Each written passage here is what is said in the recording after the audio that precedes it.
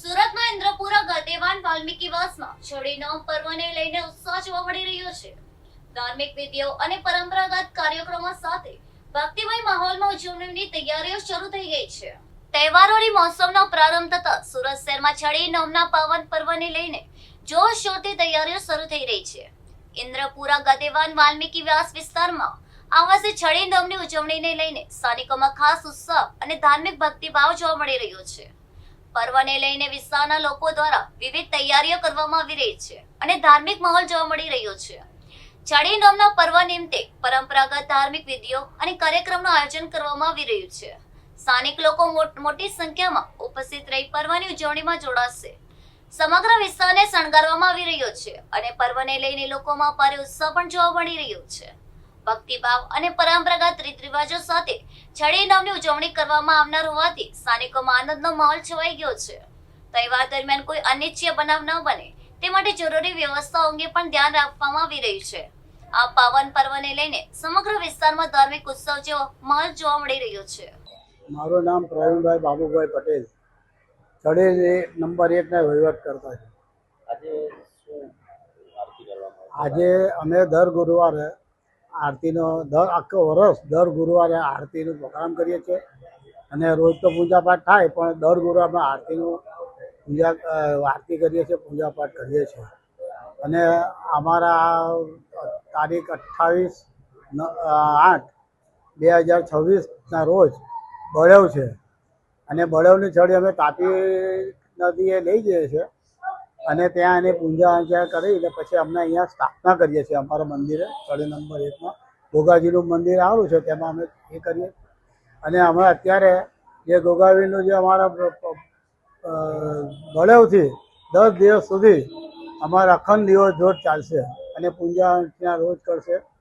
ગોકુળ અષ્ટમીના દિવસે એમને પૂજા કરી 12 વાગે રાત્રે જ્યારે પૂજા કરીએ છીએ અને તે પછી અમારે બીજે દિવસ નોમ આવે છે, એટલે 5/9/2026ના દિવસે નોમ છે અને 6/9/2026ના દિવસે દર્શન છે.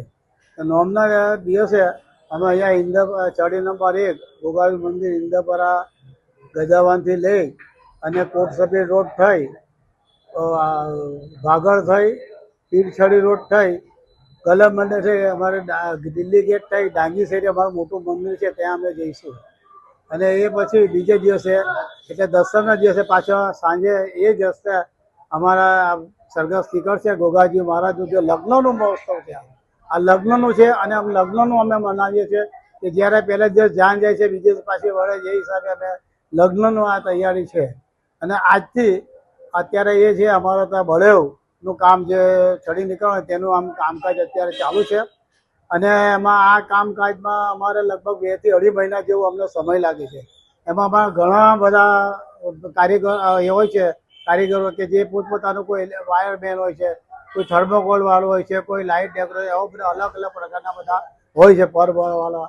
અને એમાં અમારે 2 થી 2.5 મહિના સુધી એમને બહુ રાત દિવસ મહેનત કરવી પડે છે. કે આ વસ્તુ એવી છે કે છડી જે લઈને ચાલવાનું છે, ભૂગાળ પાકે એક કાપડના અંદર બાંધીને ફેટ કમરે, તો એક બહુ મોટું અમારા એનું ચમત્કાર છે કે જે આટલા બધા કિલો વજનનું હોય એમાં આપતા નથી, તો ઘણું વજનનું છે. આપ બધા જોતા હશો કે ભાઈ નમાવે ત્યારે કેટલો ઉચ્ચે ત્યારે ક્યાં ઉગાડ પર કે એક એમને અમારે ગુગાવી રીષ્ટદેવ મહારાજની અમારી કૃપાથી અમે આ ચમત્કાર છે કે આ એક સ્થળ છે જે જહાવીર ગોગાજી મંદિર એ છડી નંબર ગજવાનમાં આવેલું છે. એ આજે 200 થી 250 વર્ષ પહેલાં અમારા અહીંયા એક રેલ આવેલી પહેલાં, અને રેલમાં છે એક ફૂલનો ગુચ્છો જે તણાતો હમણાં અત્યારે જે હાલમાં જે સમાધિ છે તે આવેલું અને એ હટાવ્યા પછી સમાધિ જેવું નીકળેલું. તો અમારા જે પરંપરા, અમારા જે પરદાદાઓ હતા એ બહુ એ કે ભાઈ જાણ્યું કે ભાઈ તમે કોણ છો, એની છાનબીન કરી. ત્યારે પછી એ લોકો અહીંયાથી છાનબીન કરીને ગયા. ત્યારે રાજસ્થાનમાં એ લોકો અહીંયા વાત કરી કે હું રાજસ્થાનમાં છું. રાજસ્થાનમાં હનુમાનગઢ જિલ્લામાં નોંધપાત્ર શહેર આવેલું છે. એ શહેરમાં દજરવા છે.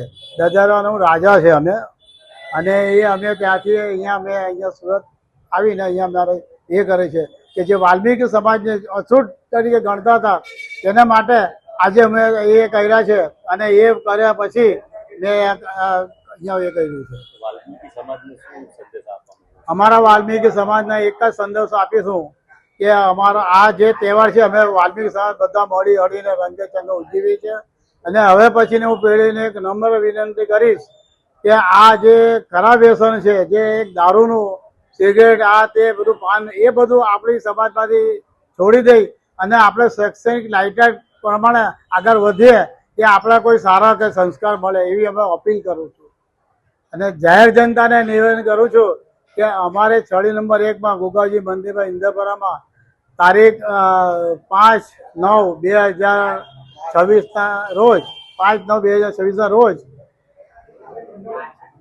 4/9/2026 રોજ એક ભંડારાનું આયોજન કર્યું છે. એટલે આ 8મો ભંડારો. દર વર્ષે અમે ગોકુળ અષ્ટમીના દિવસે અહીંયા ભંડારો કરીએ છીએ અને એ ભંડારો અમે દર વર્ષે કરે. 8મો ભંડારો છે.